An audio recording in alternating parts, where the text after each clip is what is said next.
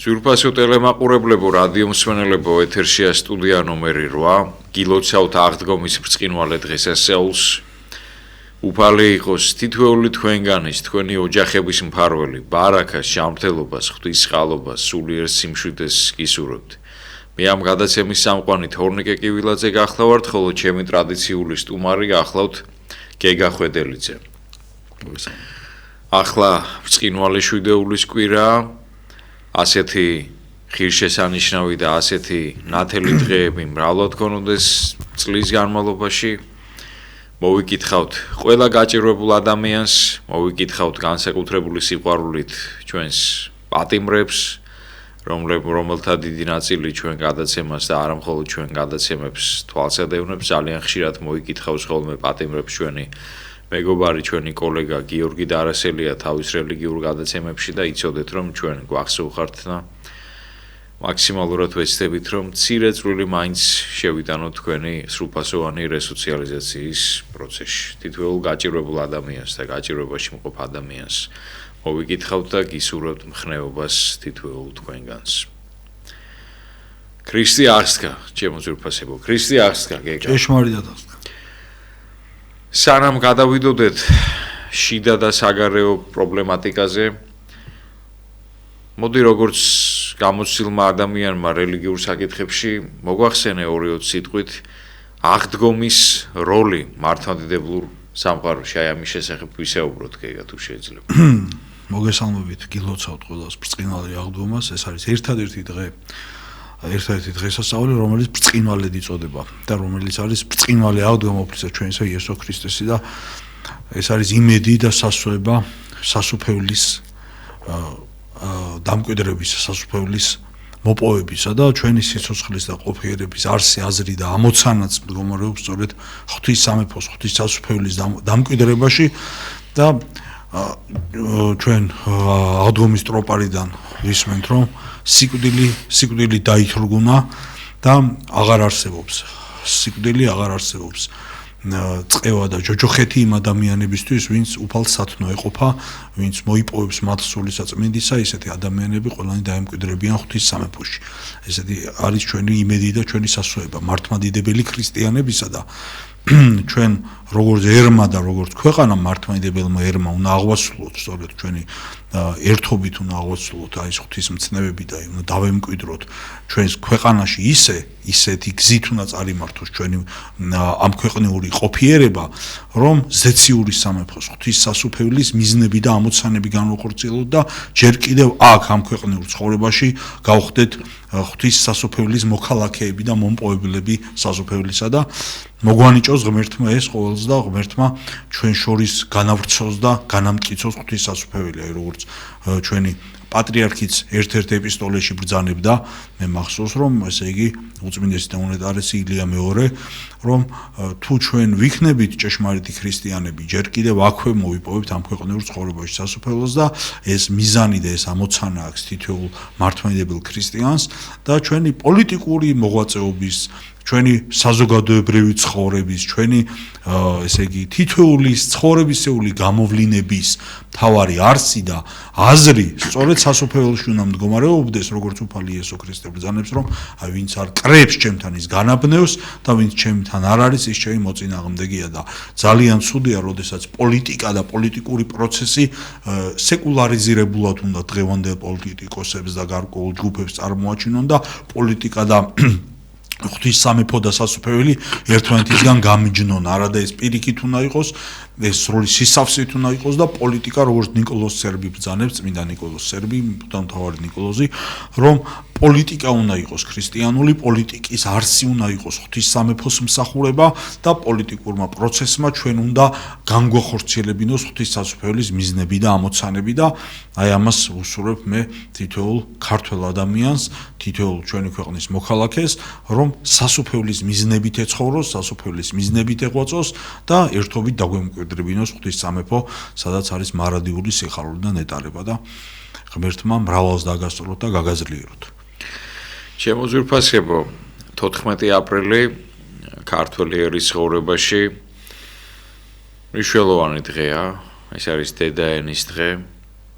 შეგახსენებთ 1978 წლის 14 აპრილის მოვლენებს, როდესაც მთელი ხალხი გამოვიდა ქუჩებში და იბრძოდა ქართული ენის სიწმინდის დასაცავად. ასევე მინდა გითხრათ, რომ 14 აპრილი გახლავთ ტელერადიო მაუწყებელი ობიექტივის დაბადების დღე. ჩვენ ვიცით, რომ ტელეკომპანია ობიექტივი, რადიო მაუწყებელი და ტელეკომპანია ობიექტივი წლების განმავლობაში, უკვე დიდი ხნის განმავლობაში ემსახურება სიმართლეს ძალიან ბევრ ადამიანს. განსხვავებული პოლიტიკური გემოვნების თუ განსხვავებული საზრისების აძლევს იმის საშუალებას, რომ მიმართოს ტელევიზიით საზოგადოებას მაქსიმალურად ობიექტურად აფასებს თავისი ობიექტივით მიმდინარე მოვლენებს.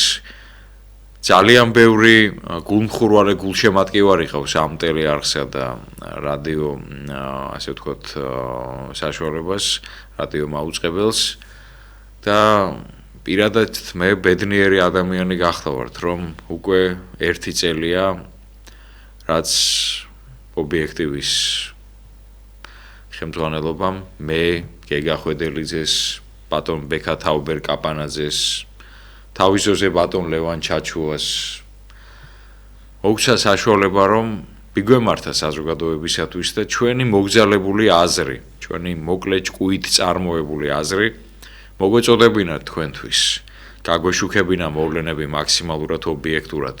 ყოფილიყავით გულწრფელები შეფასებისას. გულწრფელობა ძალიან მნიშვნელოვანია. შეიძლება ადამიანი რაღაცაში შეცდებოდეს, შეუცდომელი არავინ არ ვართ, შემოძრუფასებო, მაგრამ გულწრფელობა ეს ყველაზე მნიშვნელოვანი მოვლენა ადამიანის ცხოვრებაში. მე მინდა ჩვენს ტექნიკურ ჯგუფს, ჩვენს კოლეგებს, ამ არხის მესვეურებს და ამ არხის რიგით ყველა გულშემატკივარს მიულოცო ობიექტივის დაბადების დღე. ვისურვო, რომ ეს არხი ყოველთვის იდგეს მოწოდების სიმაღლეზე, ყავდეს რაც შეიძლება ბევრი კვალიფიციური ჟურნალისტი, კვალიფიციური ტექნიკური პერსონალი. არ კონდეს ის ფინანსური პრობლემები, რომელიც სამწუხაროდ დღეს ამ არხის წინაშე დგას და ღმერთმა ქნას, რომ ეს ყველაფერი მოგვარდეს, ვინაიდან ეს არხი არის ის თვალმარგალიტი, რომელიც აუცილებლად უნდა არსებობდეს ქართულ ტელერადიო სივრცეში. გეგა, რა როლი ითამაშა ტელერადიო მაუწყებელმა ობიექტივმა საზოგადოებრივი პოლიტიკური პროცესების გაჯანსაღებისა და მისი შეფასების საქმეში? უდიდესია საერთოდ წვლილი დღევანდელ ჩვენ ცხოვრებაში, საზოგადოებრივ ცხოვრებაში, ჯანსაღი ეროვნულ ფასეულობებზე მდგომი ტრადიციონალისტური აზრის, ჭეშმარიტად ეროვნულ-დემოკრატიული, სახალხო დემოკრატიული და არა იმ ყბადაღებული ლიბერალ-დემოკრატიული და იმ მავნე იდეოლოგიური გავლენების მატარებელი მედია საშუალებებისა, არამედ ჭეშმარიტად ქართულის ცნობიერებისა და სულიერების მატარებელი ტელერადიო მაუწყებლობის არსებობა ჩვენს დროში და ჩვენს საზოგადოებრივ სივრცეში არის ფუნდამენტურად აუცილებელი, რამე თუ ეს აყალიბებს საზოგადოებრივი აზრის ფორმირებას, ეს ხელს უწყობს საზოგადოებრივი აზრის კონსოლიდაციას, ეროვნულ ერთობას, მიზანდასახვას, საზოგადოებრივი ცნობიერების ჩამოყალიბებას, ზოგადად ძალიან მნიშვნელოვანია საზოგადოებრივი ცნობიერების სწორი ფორმირება და ამაში წვლილი აქვს ძალიან დიდი მედია საშუალებას. ეს არის უმნიშვნელოვანესი და სწორედ ობიექტივი, მედია კავშირი ობიექტივი არის ის, ესე იგი ნათელი წერტილი და ის ნათელი სივრცე ქართულ აი მედია სივრცეში, რომელსაც უდიდესი აქვს ამ კუთხით შეტანილი წვლილი და რომელსაც აქვს მაუწყებლობის ჯერ ერთი ძალიან დიდი და მდიდარი გამოცდილება კომპეტენტური ადამიანების მუშაკობისა და მოღვაწეობის შედეგად წარმოებული მოღვაწეობა და არა უბრალოდ მექანიკურად შექმნილ ადამიანთა რაღაც კონგლომერატი, არამედ წლებით და ათწლეულებით ნაღვაწი და ესე იგი შრომაში გამობრძმედილი, დაბრძენებული, ცნობიერება და სულიერება ჩამოყალიბებული, ორიენტირებ განსაზღვრული ადამიანების ერთობა არის ეს მედია კავშირი ობიექტივი და ამას თავისი ნაყოფი შესაბამისად აქვს. ამავდროულად ძალიან მნიშვნელოვანია ის სივრცე, სადაც პირდაპირ ეთერში ხდება ადამიანთა შორის კომუნიკაცია, ანუ მაყურებელი ეკონტაქტება წამყვანს და მიდის კომუნიკაცია, მიდის დიალოგი, მიდის აზრთა გაცვლა გამოცვლა. ეს არის ჭეშმარიტი ნამდვილი სახალხო დემოკრატია. ვიმეორებ არაიწყაბადაღებული ლიბერალური დემოკრატია, რომელსაც ესე იგი ვიწრო ელიტა ცდილობს რომ განავრცოს და განავითაროს საზოგადოებრივ ასპარეზზე და უცხო აზრს ქოლავს, უცხო აზრს ბლოკავს, უცხო აზრის მარგინალიზაციას ახდენს, ხო? ნაცვლად ამისა ის სწორედ ესეთი ეროვნული სახალხო მედია კავშირი და ესეთი ეროვნული სახალხო ერთობა განაპირობებს იმას, რომ ადამიანთა შორის კომუნიკაციას ეწყობა ხელი. ხელი ეწყობა რომ ადამიანთა შორის იყოს აზრთა გაცვლა, გამოცვლა და ამ დიალოგის პრინციპში ფორმირდეს და ჩამოყალიბდეს საზოგადოებრივი აზრი და კონსენსუსი. ეს უდიდესია ამაში წვლილი.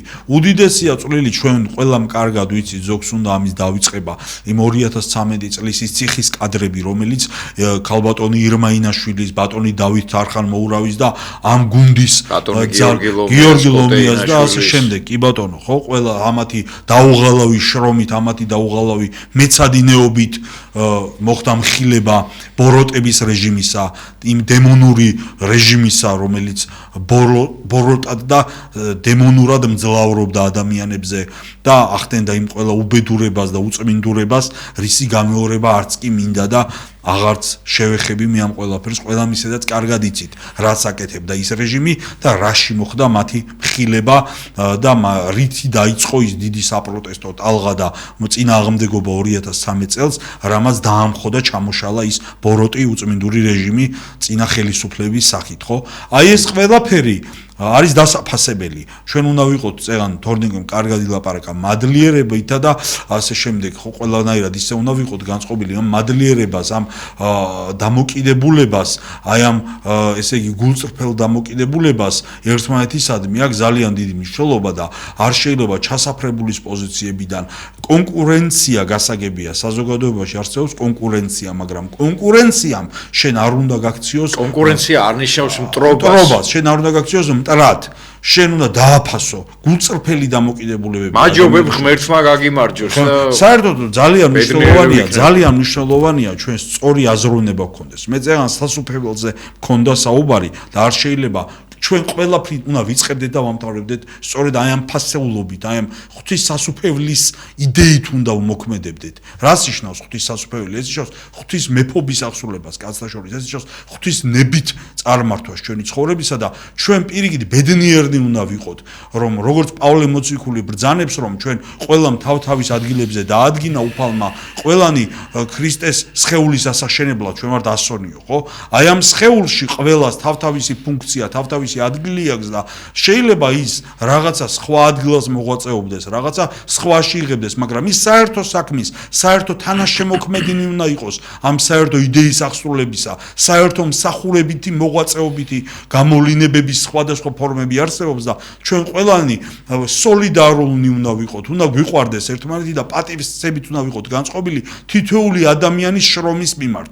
ამას აქვს ძალიან დიდი მნიშვნელობა, რომ თითოეული ადამიანის გულწრფელ და კეთილ და პატიოსან შრომას პატივი ვცეთ იმისათვის, რომ ის ყოველი არის საერთო დიდი საქმის თანაშემოქმედი, თავისი წვლილის შემტანი იმ საერთო დიდ საქმეში და ეს ყველაფერი ერთ საერთო მთავარ იდეას უნდა ემსახურებოდეს და როდესაც შენ ხედავ, რომ შენი ძმა და მოყვასი ამ იდეის მსახურია, თავის ასპარეზზე თუნდაც შენ პირიქით მისთვის უნდა ლოცულობდე, რომ ის განმტკიცდეს და გაძლიერდეს, არა თუ როგორ დავუდო მემას ფეხი და როგორ ჩაუსაფრდე, რომ რაიმე შეეშალოს და რაიმეში წაიბორძიკოს. ეს ბოროტებაა და ამაში ქრისტეს მიერი არაფერი არ არის.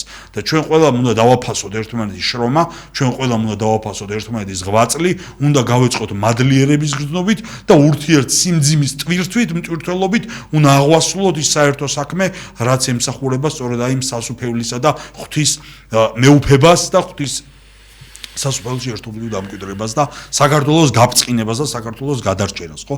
ეს ხო არის ჩვენი მიზანი, ამ იდეის აღსრულება და ამ იდეის თანაშემოქმედი უნდა გავხდეთ. და არ უნდა დავყოს პოლიტიკამ, არ უნდა დავყოს საზოგადოებრივმა სხვადასხვა დღეს ახლა პლურალიზმი გასაგებია ჩვენი დაცემულობის შედეგია, მაგრამ აზრთა სხვადასხვაობა მტრობისა და დაპირისპირების მიზეზი არ უნდა იყოს. პირიქით ეს უნდა იყოს მიზეზი იმისა, რომ ჩვენ დიალოგში შევიდეთ ერთმანეთთან და საერთო კონსენსუსი შევიმუშაოთ უბრალოდ იმისათვის რა ჭირდება ჩვენი ერისა და ქვეყნის მომავალ ცხოვრებას, განვითარებასა და წინსვლას. და ეს არ უნდა დარჩეს ცარიელ პათეტიკად, ეს არ უნდა დარჩეს უბრალოდ პათოსად, არამედ ცოცხალი ქმედითი უნდა გახდეს ჩვენი მოღვაწეობა და ამისათვის უნდა ვიყოთ მოწოდებულნი და ამას უნდა ვემსახურებოდეთ თუ ჩვენ გულწრფელი დამოკიდებულებები გვაქვს ჩვენი ერისა და სამშობლოს მიმართ და თუ ჩვენ გულწრფელად ვართ დამოკიდებული იმ ფასეულობების მსახურებაში, რასაც ჩვენი უწმინდესი და უნეტარესი ილია მეორე გვიხადაგებდა ღმერთის სამშობლოსა და მოყვასის მსახურება და ამ იდეით სიცოცხლე ქართველი ადამიანისა, ვისაც ეს ჭეშმარიტად აქვს გულსა და გონებაში და ვინც ჭეშმარიტად ამ იდეის მსახურია, სწორედ აი ასე უნდა იყოს მემწამს განწყობილი და არა აი ბოროტი ზრახვებითა და ჩასაფრებულის პოზიციებიდან, რომელსაც სამწუხაროდ ჩვენ ხშირად ვაწყდებით ჩვენ საზოგადოებაში პოლიტიკაში და არა მხოლოდ პოლიტიკაში ეს არის დამაზიანებელი, დამძგუნებელი და დამაბრკოლებელი ზოგადად ამ საქმისა და თითოეული ადამიანისათვის და ღმერთმა ამისაგან დაგვიფაროს და ყველას ვუსურვოთ რომ აი ეს წელი და ეს ახალი ჩვენი სიცოცხლე ხო იყოს პირიქით ურთიერთ მიტევების, თანადგომისა და შეწყნარებისა და ღმერთმა ჩვენის მხრიდან ყველას შეუნდოს, აპატიოს და აკურთხოს და დალოცოს ის ვინც ჩვენ გვტრობს და სიკეთისა და სინანულისაკენ მოაქციოს, აი ამას უსურვებ თითოეულ ამ ადამიანს გულწრფელად ვინ ჩვენ რაიმეში ჩასაფრებულის პოზიციიდან გვიყურებს და გვემტერება. გეგა, დიდი მადლობა ამ არაჩვეულებრივი სიტყვებისთვის, ამ გულიდან ამოსული სიტყვებისთვის. მე და გეგა უკვე 14 წელია ერთად მოვდივართ. სრულიად შემთხვევით გავიცანით ერთმანეთი და 14 წელია მართლაც რა ვიცი, ერთი წისხვილის ქვა არ დატრიალებულა ჩვენ თავზე და დანარჩენი ყველაფერი ერთად გადავიტანეთ და მართლა ერთად ვიდექით და მე აი სწორად გამიგეთ, არ მახსენდება თუნდაც ერთი შემთხვევა, რომ მე და გეგას რამეზე ან შეკამათება მოხსოვდეს, ან ერთმანეთის მიმართ რამე წენა ქონოდეს. პირიქით მაქსიმალურად სიყვარულით, სითბოთი ვიყავით ერთმანეთის მიმართ განწყობილები და ასე იქნება მარადის ვიბრძოლებთ ერთად. გეგა მახსენა სიტყვა პათეტიკა. ჩემო ზურფასებო, სიტყვა მაშინ არის პათეტიკური და ადამიანის გამოსვლა მაშინ არის პათეტიკური, როცა პათოსი არის ნაყალბები.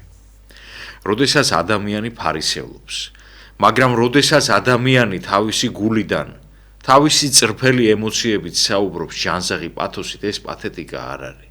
ეს არის ის იმ ცეცხლის გადმოფრქვევა, რომელიც ადამიანის გულშია.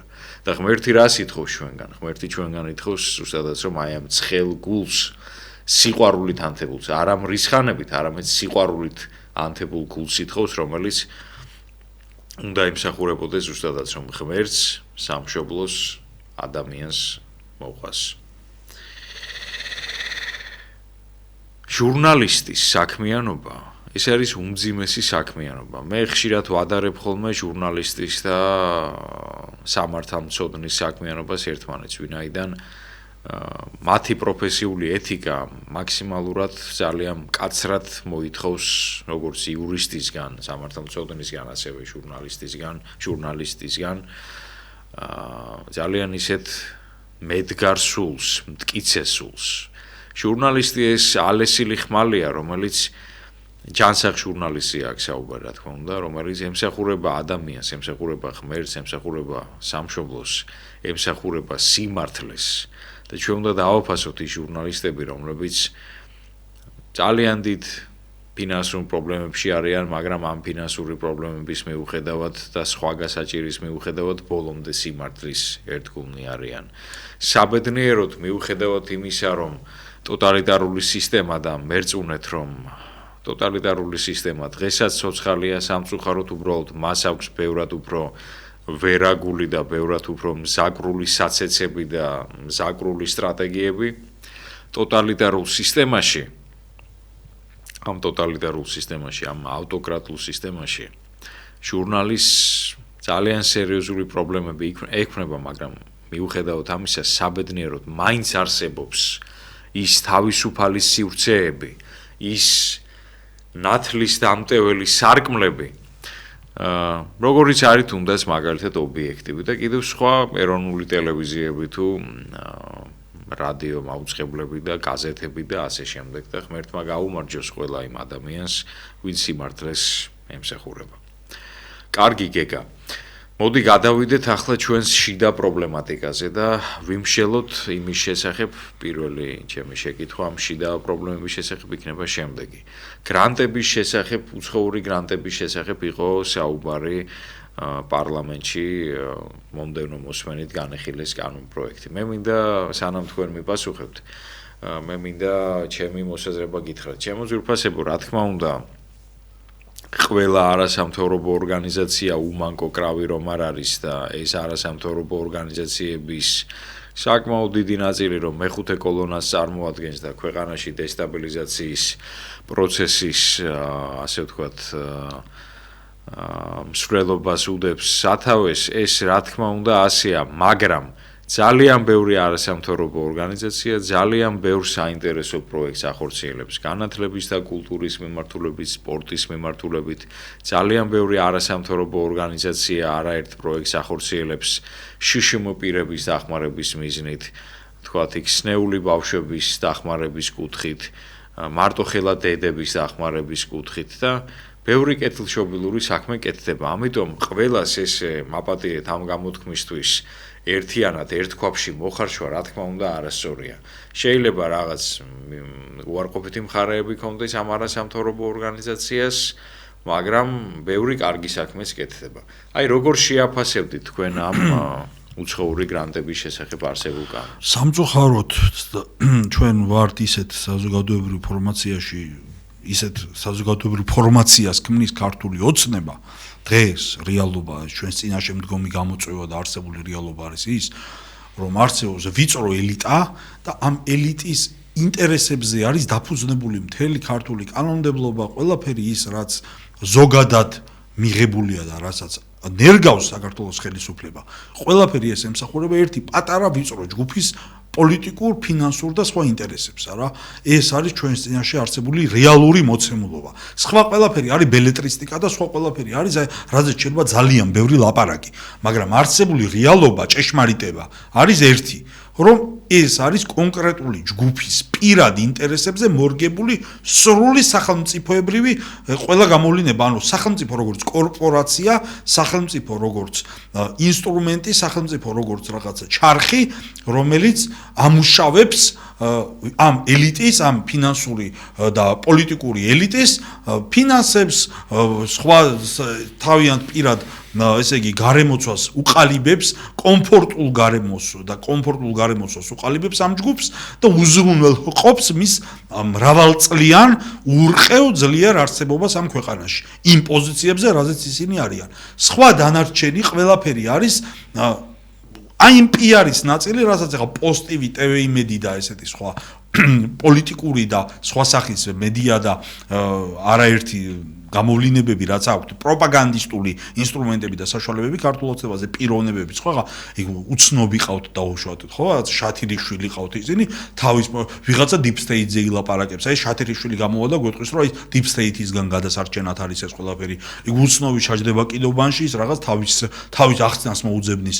მერე რამიშვილს თავისი ბელეტრისტიკა აქვს, ხო, შალვა რამიშვილის პოსტივიზე. ეხლა ელიტარო გამოვა ტრიბუნებიდან ისინი რაღაც თავისებურად აგვიხსნიან და გამგვიმარტავენ და თავიანთ ამომრჩევლებს ახლა ადამიანებსაც მეტნაკლებად იმდენი კომპეტენცია არ აქვს, ადვილად მოატყუებენ, ადვილად შთააგონებენ და ახლა ეს მასებზე მანიპულირებისა და მართვის სხვადასხვა დახვეწილი მეთოდები და საშუალებები არსებობს, მაგრამ მოცემულობა და რეალობა არის ერთადერთი, რომ ეს ყველაფერი, ეს კანონმდებლობა, ეს რეფორმები ეგრეთ წოდებული და ეს შემდეგ და ეს რაც რაიმე ხორციელდება, ემსახურება აი ამ ქართული ოცნების მიერ საქართველოს სათავეში მოქცეული ელიტის პოლიტიკურ, ფინანსურ და სხვა სახის ძალაუფლების სრულ უზრუნველყოფას. რომ ეს ძალაუფლება გაგრძელდეს კიდევ უფრო დიდხანს, იყოს კიდევ უფრო მტკიცე, იყოს კიდევ უფრო ურყევი და ასე შემდეგ და ასე შემდეგ. რეალურად ერთადერთი რამ, რაც მართლა განაპირობებს აი ამ ელიტის ესეთ მტკიცე ურყევ არსებობას არის ის, რომ არ არსებობს რეალური ალტერნატიული ძალა, რომელიც საზოგადოებრივ აზრს მომართავს, რომ ესე იგი შეიძლება ამითი არა რევოლუციური და არა ძალადობრივი სახით, არამედ რეალური ჩანაცვლება სამართლებრივად არჩევნების გზით და ასე შემდეგ და რატო? კითხვა რა შემდგომ რატომ არ არსებობს ესეთი ალტერნატივა? იმიტომ არა რომ ასეთი ადამიანები არ არსებობენ. აი ჩვენც ახლა ხო ეს პატრიოტთა ერთობა რომელიც ვართ, მე მაქვს ესე იგი სრული მტკიცე ძალიან ნათელი პოზიცია, რომ მე მიმაჩნია რომ ეს ძალა, ეს პატრიოტთა ერთობა არის ერთ-ერთი ის ძალა საქართველოში, ვისაც აქვს ინტელექტუალური და სხვა სახის რესურსები, როგორც პიროვნებებს, აქ მყოფ ადამიანებს, რომ ძალიან ბევრი რამე უკეთესობისკენ შეცვალოთ. და ასეთი ადამიანები და ჯგუფები საქართველოში რა თქმა უნდა არსებობენ, მაგრამ რატომ ხდება ის, რომ პოლიტიკური ელიტა ახერხებს თავისი ამ იდეების სრულ განხორციელებას და ფაქტობრივად ყველა აზრის უგულებელყოფას. ძალიან მარტივია. იმის გამო, რომ ჩვენში არ არის კონსოლიდაცია, ჩვენში არ არის რეალური მიზანდასახული მოქმედება და საზოგადოებრივი ნაწილიც ძალიან პასიურია. საზოგადოებრივი ჩვეულებრივ მოქალაქეებს, რომლებიც არაპოლიტიკურად აქტიური არიან, სოციალურ პოლიტიკურად, საზოგადოებრივად არააქტიურ ნაწილს, არ აქვს ინტერესი იმისა, რომ ქმედითად რეალურად ჩაებას აი ამ პროცესში, თავისი წვლილი შეიტანოს, თავისი ქმედითი ნაბიჯები განახორციელოს, ურჩევნი ადამიანს უყურებდეს TV იმედს, დაიჯეროს იქ მოსმენილი და თუ არ ჯერა ყოველ შემთხვევაში რაღაც შეიქმნას უსაფრთხოების ილუზია და ამ ილუზიას დასჯერდეს და მიაჩნდეს რომ ესე იგი სადამდეც ვიხნები, ჯობია ჩემთვის ისე ვიწროთ აი ესე როგორც ვარ ვიყო იმ ცუდსა და უარეს შორის, აი ზოგი დიდ ნაწილს აქვს ეს რომ ცუდსა და უარეს შორის არჩევანს ვაკეთებ და მირჩევნია აი ამ ვიწრო იმ სარგებელს დავჯერდე, რასაც ვიღებ დღევანდელი პოლიტელიტისგან თუნდაც, ხო? ვიდრე რაღაც უფრო ქმედითი გავხადოთ ჩემი საზოგადოებრივი პოლიტიკური აქტივობა. და ამიტომ ახერხებს ეს ქართული ოცნება დღეს, რომ იღებს ისეთ კანონებს, რაც სრულიად შენ გიკვეცავს ყველანაირ აქტივობის შესაძლებლობას. სულ კონტროლზე აყავხარ შენ. არ გაძლევს საშუალებას, რომ განვითარდე, პოლიტიკურად გაძლიერდე, საზოგადოებრივად გაძლიერდე. ანუ უბრალოდ კეთილი საქმე აკეთო და ამაში ხელს ემსახურო შენ ანუ ქართული ოცნება დღეს გეუბნება რომ შენ არ უნდა ემსახურო საზოგადოებას, შენ არ უნდა ემსახურო ეროვნულ ინტერესებს, შენ არ უნდა შეიტანო წვლილი ქართული სახელმწიფოებრიობის აღორძინების საქმეში. შენ უნდა იყო გაკრეფილი, როგორც ბიძინა ივანიშვილმა თავის დროზე თქვა, შუა უნდა გაიკრიფოსო. გაიკრიფო, არსებობდეს ის ოდიოზური ოპოზიცია, რომელიც ესე იგი ბოროტების დესტაბილიზაციის მეც არაფერს არ აკეთებს. რევოლუციური ოპოზიცია, ბოროტებაზე დაფუძნებული ოპოზიცია, რომელსაც თავისი რაღაცა შემოსაზღვრული არეალი აქვს და იმის იქით იმას არავინ გაუშვებს და უბრალოდ იმისი ფუნქციაა რომ იყეფოს მუდმივად და ამით შეაშინოს ხალხი, რომ აი თუ ეს არა და მე მოვალ და ამან უნდა აკეთოს თავისი ეს საქმე და მიიღოს ისეთი დესტრუქციული და ისეთი ესე იგი ავტოკრატიული კანონები, რითაც კიდევ უფრო მეტად მოხდება შენი შეზღუდვა, შენი პრესინგი, შენი დამცრობა, შენი საზოგადოებრივი აქტივობის მუდმივი აღკვეთა, შენ არ გეძლევა არაფრის საშუალება, სწორედ ამიტომ რომ ესე იგი ამ პოლიტიკურმა ელიტამ მუდმივად იარსებოს.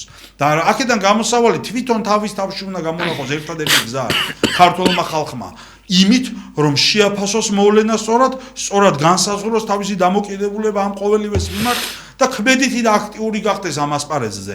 ანუ ქმედითად და აქტიურად ჩაერთოს იმ საზოგადოებრივ პოლიტიკურ საქმიანობაში, რითაც თვითონ თავის წიაღშივე შეძლებს ცვლილებებს, არა რევოლუციურად და არა დესტრუქციულად, როგორც იქცევა ეს ყბადაღებული ოპოზიცია, არამედ რეალურად, როგორც ეკადრება ჯანსაღ საზოგადოებას, დემოკრატიულ საზოგადოებას, ეროვნულ საზოგადოებას, ტრადიციულ საზოგადოებას, ქრისტიანულ საზოგადოებას, ანუ ნამდვილი პროტესტით, ნამდვილი მოქმედებებით, ნამდვილი სოციალურ-პოლიტიკური აქტივიზმით, ცივილიზებული აქტივიზმით, ხო? მაგრამ შენ რაც უფრო მეტ საშუალებას მისცემ პოლიტელიტას, რომ უფრო და უფრო მეტად დაგპრესოს და დაგწნეხოს, კიდე და კიდე უფრო მეტად გაგიჭირდება ეს აქტივიზმი.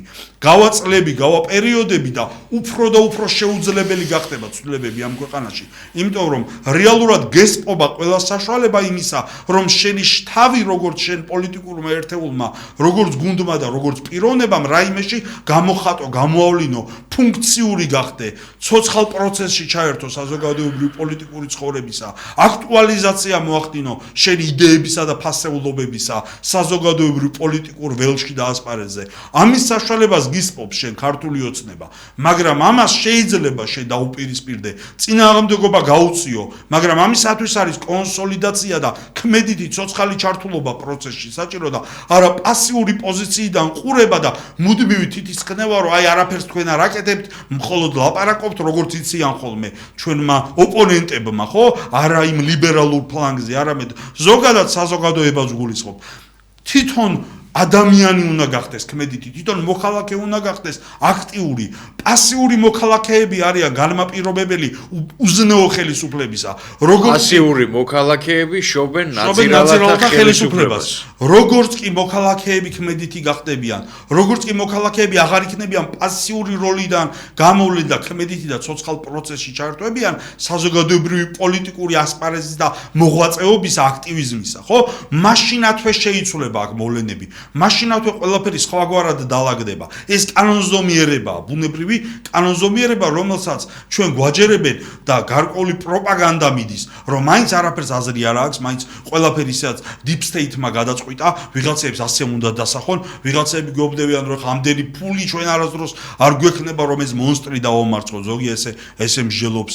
ის ოპოზიცია ყბადაღებული, ეს ლიბერალური ოპოზიცია იძახის, რომ აი თუ რაიმე ცვლილება გიდა ჩვენთან მოდი და გამოვა მე 30,000 კაცი და მიასხავენ წყლის ჭაულს და დაიშლებიან და მე ტირიან და მოთქვამენ, ხო? და აი ესეთი უმწეო და სასოწარკვეთილები მდგომარეობაში აგდებენ ჩვენ საზოგადოებას. სწორედ იმიტომ, რომ მოქალაქეები არ ცდილობენ რეალური ჯანსაღი გააზრება მოახდინონ მოვლენებისა, რეალური ჯანსაღი გაცნობიერება მოახდინონ, ანუ თავისი მოვლენა სწორად შეაფასოს, სწორად განსაზღვრონ, უნდობლობის აიმიდან ნაჭუჭიდან გამოვიდნენ, რომ ესე მე ვარ მხოლოდ ესე იგი სუფთა და მე მხოლოდ ჩემშია ჭეშმარიტება და სხვა ყველა მე მატყუებს, ხო? ესე რაღაც პატარ-პატარა ჯგუფება დაიყოფა ხოლმე ჩვენი საზოგადოება წინასაარჩევნოდ ეს ჩანს, რომ ესე იგი ჩვენა ვართ ერთადერთი და ჩვენ ვართ ერთადერთი მესიანისტური ძალა, რომელიც ყველა დანარჩენს თუ ჩვენ გამოყვებით, ჩვენ გადაგარჩენთ, ხო? აი ამ დაგვარი ლოზუნგები ხა ყველას კარგად მოგისმენიათ და რაღაცა უცხოს და ახალს მე არ ვსაუბრობ. მაგრამ აი ამ მომენტებიდან, აი ამ პოზიციებიდან ამ რაღაცა მორალური ფსევდოსიმაღლეებიდან თუ არ ჩამოვიდა ადამიანი და თავი თუ არ დაიმდაბლა, საერთოდ სიმდაბლეში საშინა მოგვიხსენა ჩვენ უფალმა.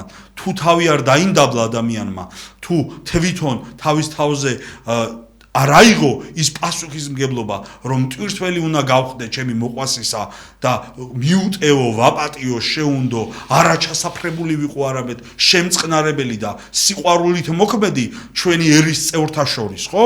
ანუ ჩვენ პატარა ერი ვართ და ამ ერში სიყვარული თუ არ გამრავლდა, თანადგომა თუ არ გამრავლდა, სოლიდარობა თუ არ გამრავლდა, თუ ერთმანეთი არ ვიპოვეთ და ერთმანეთს არ ჩავეჭიდეთ, როგორც ელი და ქვეყანა.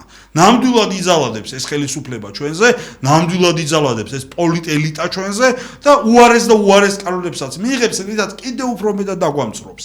კიდევ უფრო მეტად აგვიკვეთავს ყველანაირ მოქმედების საშუალებას, რითაც ჩვენ რაიმის შეცვლას შევძლებთ ამ ქვეყანაში და განხორციელებას და მართლა საბოლოოდ აღმოჩნდებით აი იმ დატუსაღებულ მდგომარეობაში, რომელშიც ძალიან ცუდი პერსპექტივები ელოდება ჩვენ ერთს, თუ ესე გავაგრძელებთ ცხოვრება და არსებობა, როგორც საზოგადოება. ჩემო ზურფასებო, ძალიან ხშირად ქილიკით მოიხსენიებენ ხოლმე ჩვენს გამოსვლებს მავანნი, როდესაც აცხადებენ, რომ ჩვენ ლაპარაკის გარდა არაფერს არ ვაკეთებთ. რაშიც მე ვერ დაგეთანხმებით. ჯერ ეს ერთი დავიწყოთ იქიდან, რომ პირველად იყოს სიტყვა. ლაპარაკით იწყება და ლაპარაკით არა, მსჯელობით იწყება ყველაფერი.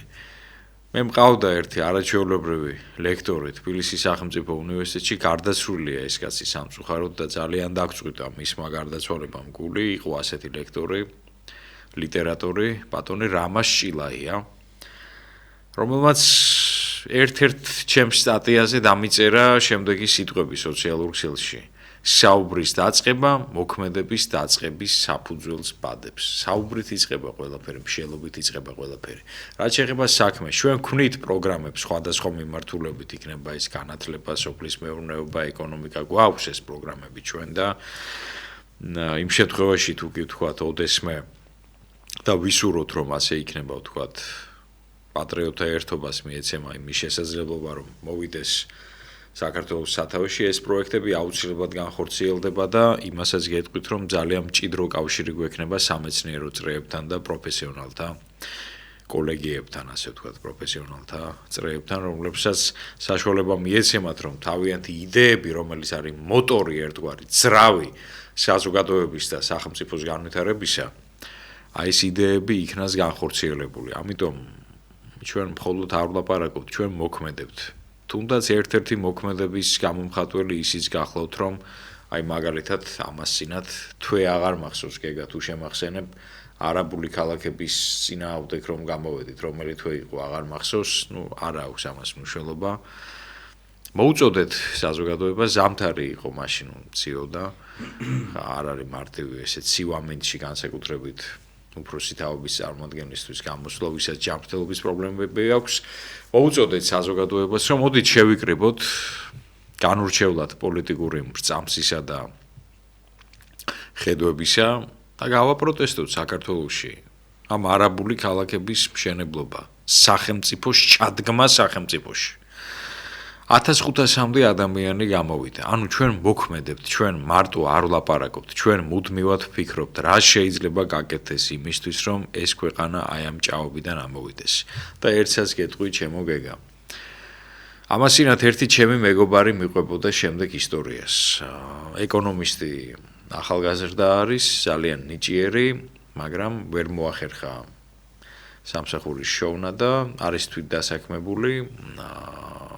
მუშაობს ტაქსის მძღოლად, ასე ვთქვათ და მას შაუჯდა ერთი უცხოელი მგზავრი და ძალიან საინტერესო რამ უთხრა, რამაც მე ძალიან დამაფიქრა. ჩვენ მაქსიმალურად ვცდილობთო, რომ ქართველებს განვითარების საშუალება არ მივცეთ, რათა მათ ჩვენ არ გვაჯობონო. არავის არ აქვს საკუთარ თავზე დიდი წარმოდგენა მეგობრებო. ჩვენი ნიჭი გაგვაჩნია, ჩვენი შესაძლებლობები, რომელიც უხვად გაიმეტა ღმერთმა ჩვენთვის. ნიჭიერი ხალხი ვართ უდაოდ ქართველები და ქარიზმატული ხალხი ვართ რის გამოც ხშირად ერთმანეთში მოგდის აი ამ ლიდერული თვისებების გამო ერთმანეთში მოგდის დაპირისპირება მერწმუნეთ რა საქართველოს გარე და შიდა მტრებმა ძალიან ბევრი იმეცადინეს და ძალიან ბევრი იღვაწეს ბრჭყალებში საიმისოდ რათა ქართველ კაცს განვითარების საშუალება არ მისცემოდა ამის მაგალითია ის რომ დაკნინდა ქართული განათლებისა და მეცნიერების სფეროები. თუმცა ცალკეული მეცნიერები და ცალკეული პედაგოგ მასწავლებლები, პროფესორები მაქსიმალურად ცდილობდნენ ამ სისტემის შენარჩუნებას და თაობების ღირსეულად აღზრდას და მათ მცდელობას უკვალოდ არ ჩაუვლია და მათ ბეჭებზე გადაიარა აი ამ უმძიმესმა გაჭირვებამ ამ სფეროში. ქართველი ქალი გაიხიზნა საზღვარგარეთ იმისათვის, რათა შვილები, ქმრები, მშობლები ერჩინათ. ქართველი კაცი დარჩა სამუშაოს გარეშე და ქართველ კაცს დაუდგა იმის პრობლემა და საშიშროება, რომ მხოლოდ უცხოეთში მძიმე შრომაზე წასვლით შეძლებდა ოჯახის გამოკვებას. თაობები გაიზარდნენ დედების, მამების, ბებია-ბაბუების გარეშე. ფაქტობრივად ემიგრანტების ნაოფლარზე დგას დღეს საქართველოს და ქართული ოჯახები სულთგნობენ იმ საზღვარგარეთიდან გადმორიცხული თანხებით, რომელსაც ისინი იღებენ. ნუ ახალს არაფერს არ ვამბობ, მაგრამ ეს არ არის მთავარი. ყველაფერი ახალი, კარგად დავიწყებული ძველია, ჩვენ უნდა ვთქვათ სიმართლე. დიახ, მოусვეს ქართულ კაცს განვითარების საშუალება. ჩვენ თუ მოვახერხებთ იმას, ჩვენი გაერთიანება იქნება ეს თუ საღათ მოაზროვნე საზოგადოების ნაწილი, რომ ქართველ კაცს შეუქმნათ განვითარებისთვის შესაბამისი პირობები და მუდმივი განვითარება იქცეს ქართველი კაცის ცხოვრების საზრისად. მერწუნეთ, ჩვენ ვიქნებით მოწინავე ერი მსოფლიოში. ჩვენ შეიძლება არ გქონდეს ატომური ბომბი, არ გქონდეს მრავალათასიანი არმია, მაგრამ ჩვენ შეგვიძლია გქონდეს საუკეთესო განათლების სისტემა. გვყავდეს მოწინავე მეცნიერები. გვყავდეს ძალიან კვალიფიციური ექიმები, რომლებიც ბევრად ნაკლებ ფასად გაუკეთებენ ოპერაციებს და გაუწევენ სამედიცინო მომსახურებას როგორც ადგილობრივებს, ასევე უცხოეთიდან ჩამოსულ პაციენტებს. ჩვენ გვაქვს ამის პოტენციალი, ჩვენ გვაქვს პოტენციალი რომ გქონდეს ეკოლოგიურად სუფთა პროდუქტი, რაზეც თაობები იბრძოდნენ. ამიტომ ეს ყველაფერი რომ არ დარჩეს ლაპარაკად, ჩემო ძვირფასებო, მობრძანდით ჩვენთან, ვისაუბროთ, განვეხილოთ ეს საკითხები. ყოველთვის ღიაა ჩვენი კარი თქვენთვის. ყოველთვის ღიაა ჩვენი კარი ნებისმიერი ეროვნულად მოაზროვნე ადამიანისთვის. ჩვენ არა ვართ პოლიტიკურად ანგაჟირებული ადამიანები, არავითარ შემთხვევაში. ჩვენ ვართ ადამიანები, რომლებსაც მთელი გულით გვინდა ჩვენი ქვეყნის გადარჩენა. გეგა 2 წუთი დაგვჭირდა და მიმართე საზოგადოებას და განსაკუთრებით ახალგაზრდებს. წეგან ახსენე ტაქსის გზავრი უცხოელი და ამაზე გამახსენდა ერთი ძალიან პატარა მოკლე ისტორია. თავისი არსი დიდი ისტორია. ერთ-ერთ სასულიერო პირთან, რომელსაც მე კარგად ვიცნობდი ას განსვენებულთან, მივიდა ერთ-ერთი უცხოელი ძალიან მაღალჩინოსანი და გადაწყვიტა ამ ადამიანმა ნათლობა, მართლმადიდებელ ქრისტიანად მონათლა. და როდესაც დაუსვა კითხვა ამ სასულიერო პირმა, რატომ გადაწყვიტე შენ მონათლა მართლმადიდებლად, ხო? ამის პასუხი იყო ესეთი, რომ მე ჩემი თვალით უყურებდი ათასობით იმ საშინელ ექსპერიმენტს ქართველი ერის წინააღმდეგ ჩატარებულს წლების განმავლობაში, რითაც ქართველი ერი უნდა მომსპარიყო, გადაგვარებულიყო, სრული დეგრადაცია, გარკვეული არაწმინდა გარეძალების მიერ, მაგრამ ესე იგი არანაირი შედეგი ამან მე არ გამოიღო და როდესაც მე დავიწყე ფიქრი, მივედი იქამდე რომ თქვენი ღმერთი არის ჭეშმარიტი და მე გამიჩნდა სურვილი იმისა რომ თქვენს ღმერთს შეუდგეო რა. აი ეს არის ჩვენი სასწაულება, ეს არის ჩვენი იმედი, მადლობა და დიდება ღმერთს ყველაფრისათვის, მადლობა ყოვლადწმინდა ღვთისმშობელს, აღდგომის ბრწყინვალე დღესასწაულს გილოცავთ კიდევ ერთხელ და ვიქონიოთ ზეცის იმედი, სასწაულება დავამყაროთ ღმერთზე, რომელიც არის ჩვენი მარადიული მეფე და ერთადერთი ჭეშმარიტი მეფე, მისი მორჩილებით, გავწყიდებით და გადავრჩებით და ამ გზით თუ ვილით, საქართველოს აუცილებლად გაიმარჯვებს და ღმერთმა ეს გამარჯვება მოგვანიჭოს ჩვენ და იცოცხლეთ და გაიხარეთ, დაეცალეთ მრავლს. გეფერებით, გამხნევებთ ჩვენო ძვირფასო ტელემაყურებლებო და რადიო მსმენელებო. მადლობა ტელერადიო მაუწყებელ ობიექტივის მესვეურებს, მადლობა ჩვენს ტექნიკურ ჯგუფს და მადლობა ჩვენს თითოეულ რიგით გულშემატკივარს. უკეთესი ხვალინდელი დღის იმედით გემშვიდობებით. ქრისტე აღსდგა, ჭეშმარიტად აღსდგა.